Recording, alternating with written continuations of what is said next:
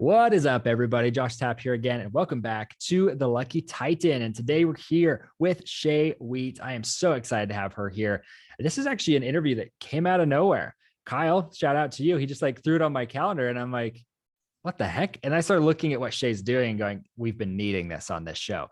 So as most of you probably know, I mean, she's pretty well known, but this lady is all about using events as an entrepreneur to monetize, scale, upsell, and like 5,000 other things. So I'm excited because she's basically like the event version of me. You know, you guys all know this. My response to any marketing related question is you should have podcasts, right?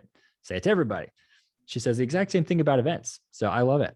So Shay, say what's up to everybody and we'll hop in. What's up, everybody? I'm excited to be here and kind of throw you a loop, just kind of showing up on your calendar. What fun. It was glorious. When that happens, I know it's a good guest. And I'm like, oh, I'm so glad I didn't miss this one. So I want to throw this out there just as kind of a explanation. So, most of our listeners here, they've done quite well in their business. They've figured out product market fit. They've said, okay, we're getting a decent amount of sales. We're almost at 1 million in sales. How do I scale? What's the next step? What's the next step? Right. And you would say events. And I'm curious as to how, why, where, what, all of that. So I'll just shut up now and let you go. Yes, I absolutely would say events. There's actually like 5 phases of event leverage. And, like you were saying, your audience is not in phase 1, 2, 3, maybe even not even 4. They've skipped through it and they're at the point where they're at phase 5, and this is leverage. This is where you are staying in your zone of genius. You're continuing to grow your client base. You've accomplished this by delegating things to your team, and you're now looking at systems and structure to leverage your time. That's where it comes into events, right? Because we're looking to create, especially 3-day sales and enrollment events, to create a community of raving fans and also offer your high ticket programs in a one-to-many model. And that is the leveraging and scaling part of events. That is my specialty. That's the niche that we play in every single day, to the point where we've got clients. Just a few months ago, I had a client that ended up generating $2.1 million in her 3-day sales and enrollment event. Jeez. I'm kind of curious, what was the price point on that? That offer? One was a $20,000 offer, yes, which is funny because she came to me originally going, I want to do this 3-day event, but I want to do an offer into, I think it was probably around $5,000. Yeah. And I looked at her and went, that doesn't quite make sense. Why are we selling into a 2-month program when we're spending so much time and energy and effort into building this amazing event? You need to be selling into a year-long program. Right. So we actually supported her in helping to create and craft a year-long program that she ended up offering $20,000 from the stage. And wow. $2.1 million later. Yeah. She's like, I'm sold. I'm a total math nerd, but I had to check my math because I'm like, I'm going to sound like an idiot if I say the wrong number. So that was over 100 sales, right? At 20,000. Most people, that's like their dream in their lifetime to make 100 sales, right? Yes. How many people came to the event? I'm just curious. We had just under 1,500. Wow. So now she had spent years building her community and selling these smaller low ticket items into like a 7-week course, right? Rinse and repeat 7-week course, and then would do these like offshoot kind of programs. And what we did, instead of doing all these offshoots, we took those programs and packaged it into one. Yeah. Right. And so it just made more sense. It's like, if you want to go this route or this route, here's what you need to do. And it's all in one package. Yeah. So it helps streamline what their team was doing too. Oh, I'm sure. What's so fascinating to me about selling from stage like this and being able to close, like you said, the one-to-many model is that when most people do it, they're doing a really low ticket offer, right? They're doing $1,000 or $3,000 after days and days of being at an event. And I'm like, you've got me. You could have sold me on 50 grand and I probably would have paid you, but I'd buy their $3,000 program anyways. Right. And maybe it's because I'm a hyper buyer. Like I'm way easily sold, but the Shay's over here going, take note of that. Right. Josh needs an event and sold. Uh-huh. So I look at that and say, okay, what are some of these offers that they can be upselling, right? Because you mentioned you kind of clumped everything together, but was it a coaching program? Was it a done for you service? Or would you sell those differently? I'm just kind of curious. I've seen both.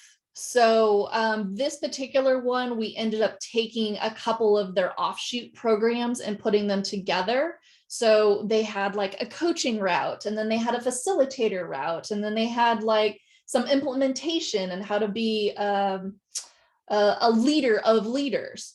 And we ended up crafting it in a way so it all fit together. So it had a little bit of the book work as well as the experiential. And she also has a team of coaches that's included as a part of that program. See, that's cool. And I'm curious because, excuse me, this isn't your first offer. I mean, you've done dozens of these at this point, right? Yes. And I'm probably like way undershooting that, but you've done a lot of these different offers, and the way that you're structuring them, you kind of mentioned to me, if it's a 1-day event, you should be doing $4,000, right? Something less than 4,000. Yeah. And then you can probably explain the rest of the numbers better, but I'm curious the breakdown of that and why it is that way. Yeah. So we're utilizing a 3-day or a 1-day sales and enrollment event as an opportunity to fill your programs, right? So we bring people in, whether they're cold market or they're already a part of your audience, into showing them the next best step. And we also, let me back up a little bit. In every single event we do, there has to be an event promise. Absolutely has to be an event promise. So whether or not they do business with you, they walk away with X, Y, and Z. Okay, that's how you're adding value to your audience. You get them started. And then we also know that a percentage of the audience will always say yes to that next step. They're saying yes to the accountability. They're saying, yes, I need you to show me the way so I don't freaking F it up like everybody else has done it, right? And they want that hand-holding opportunity. They want that community that you're going to be offering to be in a space where you can bounce stuff off of other people. So you have your event promise. And then once you're in your event promise, you're going to want to craft the run of show in a way that is going from, hi, nice to meet you, to this is your next step. And when you do a hi, nice to meet you in a 1-day and you end up offering a $10,000 program, they go, wait, you're going nice to meet you, let's get married. Right. Like, there's no dating in there. And so that's part of the reason why we do a lower ticket item on your 1-day and we do a higher ticket item on your 3-day event, because you're spending much more time together. You're getting to showcase what it is that you're doing. You get to have them engage with you. Engagement is absolutely, that is the new currency. Experience and engagement is the new currency, whether it is a virtual live event or it's an in-person event. You must have engagement. And not only engagement with you, but engagement with each other, because everybody's lacking community right now. Yeah, I would agree with that entirely. And I love that last point because, I've gone to a lot of events and I can be really talkative on camera and with one person, but I go to events and I'm the guy who hides in the corner, and I'm like, I just wish they would create an opportunity for me to meet even the person next to me without feeling like an idiot, because I always try to do that, meet the next 2 people next to me. But if they're like, yep, that's my name, nice to meet you.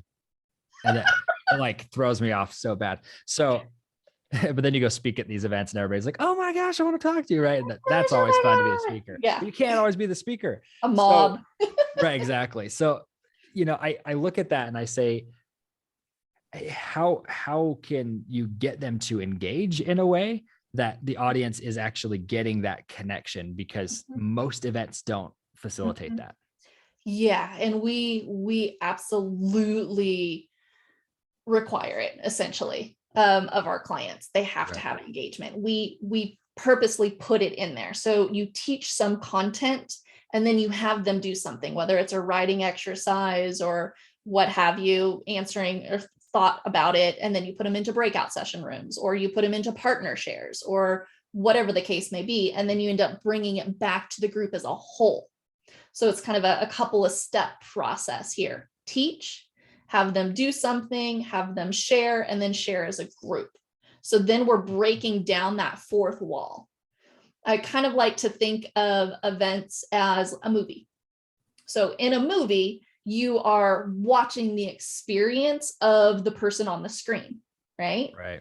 In an event, the only difference is you are the person in the movie. You're experiencing it. We're breaking down that fourth wall. So we need to kind of come into your space, shake you up a little bit, because you're coming for some reason. You're coming for some pain point. You're coming to work on something. You're coming to change something in your world that's not working, whether it's relationships, personal development, business, whatever, finances. And then once we shake you up, we kind of start putting you back together. Right. And so in 3 days, I have a lot more time to go through that process and have that arc of the event happening, so that you go, I get it. I see the 30,000 foot view and I have the steps. Now I can go and try and do it on my own, or I can pay you to help me go faster. Right. Right. Well, so I'm curious though, are a lot of the people who are attending these events, are they already followers of the person, or are these like cold contacts where they have to go through the whole sales process? Because I've seen both. Both. Yes. Yeah. So I've had the only time that I've ever really recommended a 2-day event, because normally I do a 1-day or a 3-day, right? One or three. The only time I've done a 2-day event is when it was already a warm market, meaning they were already in a program, they had already said yes, and they're looking for the next high level ticket offering. So it was no cold market. So you can condense that sales process. And, that works really, really well. She had so much swag. Oh my gosh. But that's a total side note. Literally, it was a box like this big. And it had a note in it that you open it up and it's like, I told you not to open this up. You can do hard things. Close the box until it's time to open. But super cute. But anyways, 1-day or 3-day event is really what I recommend. And you can do it from cold market, either one. And you can also do it with a combination of warm and cold, which I also recommend, because then you kind of already have built-in salespeople. See. Yeah, exactly. Right? Testimonials and everybody who's already showing up, loving on you, being in the community, and they just want to keep being a part of it. Right. Yeah, I say like Funnel Hacking Live is a great example of that. It's like there are some new people who come, but it's usually all the same people, and it's more of a once a yearly meetup. So that's interesting. What's kind of bizarre to me about the event world is that you can put a lot of time and money into getting people into a room, and a lot of them run it kind of like a loss leader product where they're not generating any real revenue from it, right? It's either free or it's basically just covering the cost of the venue and the event planners and whatnot. The production. Yeah. Mm-hmm. Yeah.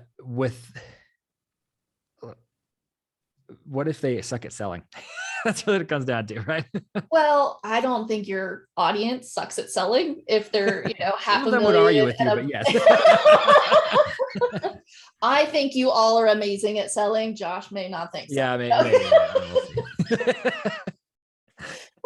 Well, yeah. So, I mean, if you've never done an event and you've mainly only done one-on-one and you're looking to move into the one-to-many, there's 17 different types of events that you can be doing out in the space. Right. So to get your feet wet, you might want to look at being a sponsor on other people's stages. So somebody else has the event that you're coming in, paying to play, and do a one-to-many sell that way to get your feet wet and really get down your offer and doing the one-to-many. So then you're not the one necessarily putting it all together and paying the high ticket for it, but you get to come in and reap some of the benefits and then pay on the back end, perhaps. Right. You could also look at setting up your own summit and do more of a lead gen opportunity where you're either selling your ticket. So the summit is to sell a ticket into your event, or some type of lower level price point, just to kind of learn the muscle of selling one-to-many to get you to the point where you're feeling comfortable to sell a $20,000 package from the stage. Right. Yeah.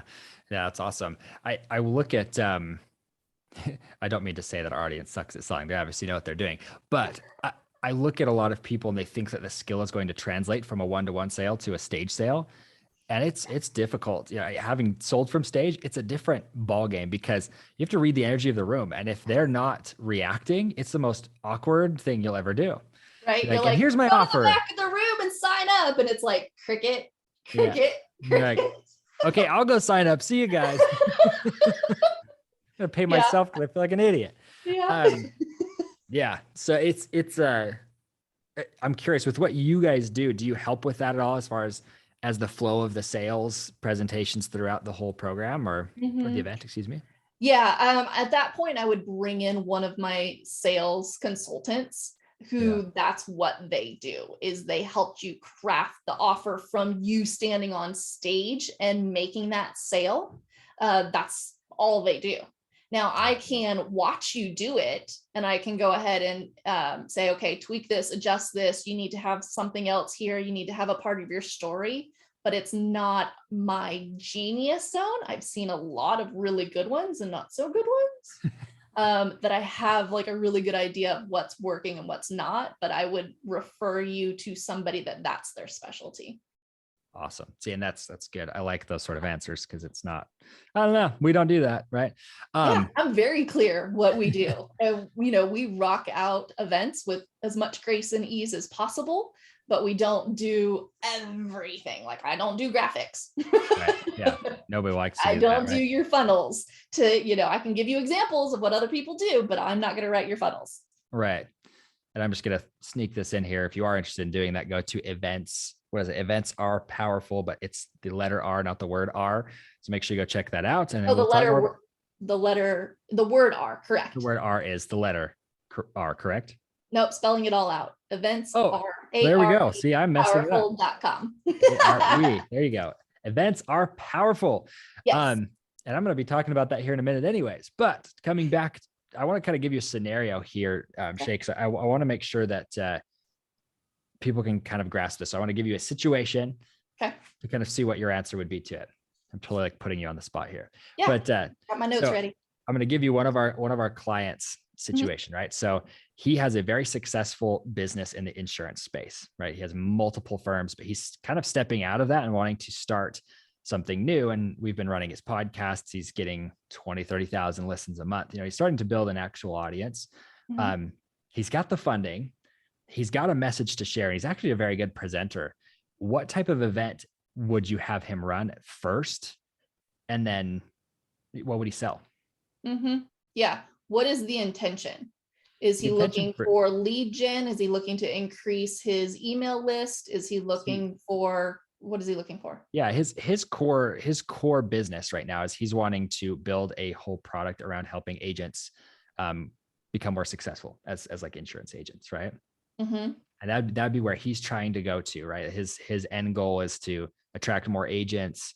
I don't know if it's going to be just agents for him. That's a good question, but I know he wants to build a whole program around it. I'm just kind of curious. Does he have a program already created? Not yet. Nope. Okay. So he needs proof of concept that's actually going to sell. Okay. So actually, in a sense, he's going back to the first phase of event leverage. He needs to validate.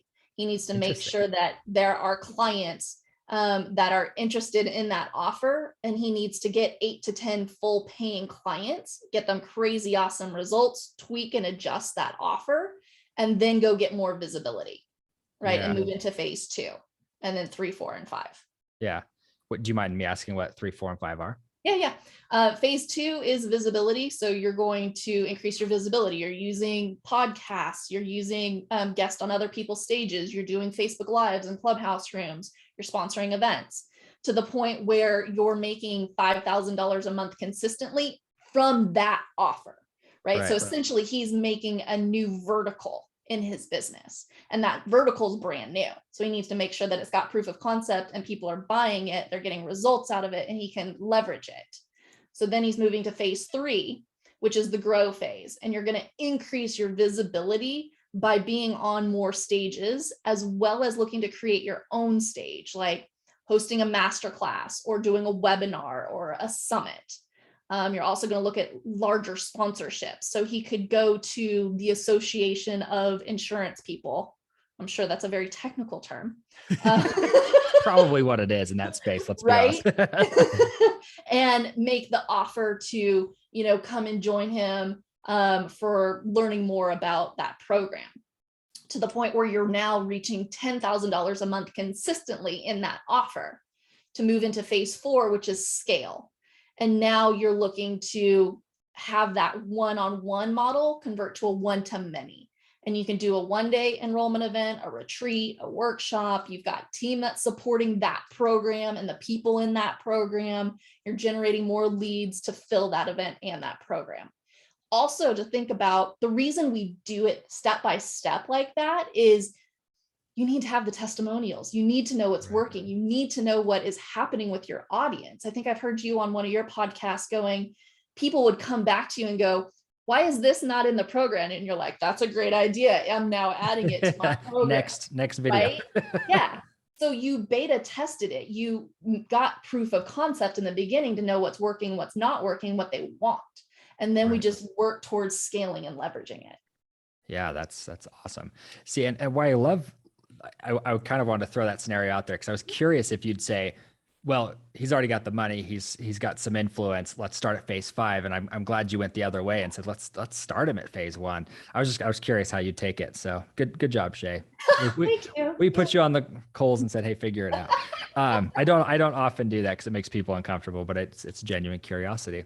So we do need to wrap up the interview here, Shay. I'm having a good time and I still have like 25 questions, but we'll have you back on at some point and ask those questions, especially when I'm ready to launch an event sometime in the next few months. So real quick. Yeah, go ahead. Anybody looking to run a 3-day event, I like to have 3 months of planning time. Perfect. Okay. So the reason being is we go through probably 17 different calls leading into the event, whether it's a virtual event or it's an in-person event. It's going through, what is the vision? What is the enrollment strategy? What is the marketing? What is the budget? Actually going, this is what you think the budget is, and this is what it's turning out to be. What do we need to tweak and adjust based on your expectations are here, so on and so forth. What is the AV and tech? What is the run a show?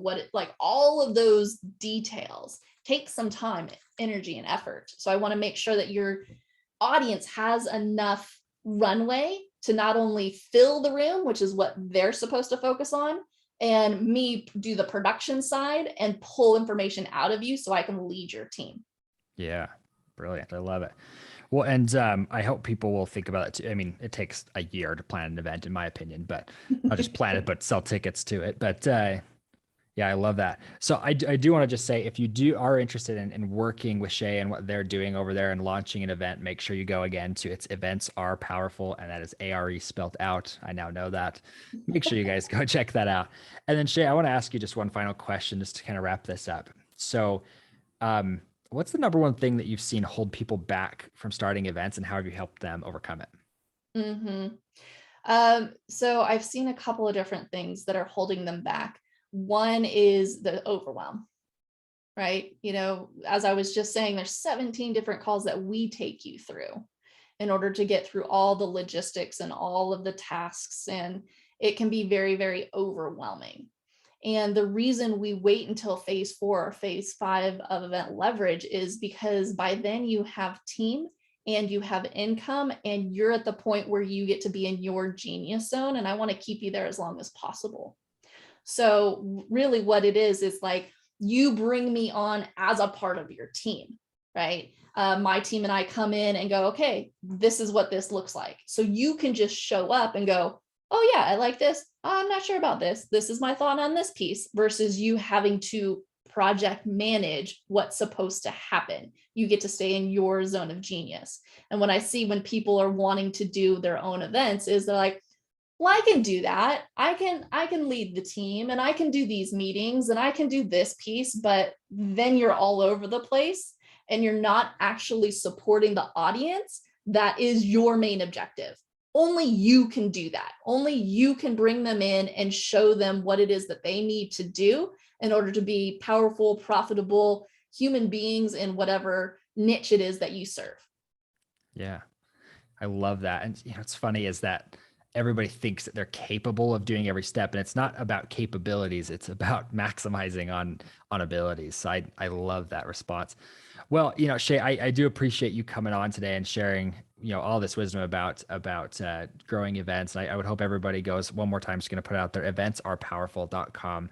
Make sure you go check that out. Set up a time to meet with Shay, get an event in your business. I know I will. So hopefully you're all doing fantastic today. And I'm excited to see you all on the next episode. Thanks, Shay. Thanks. Bye-bye.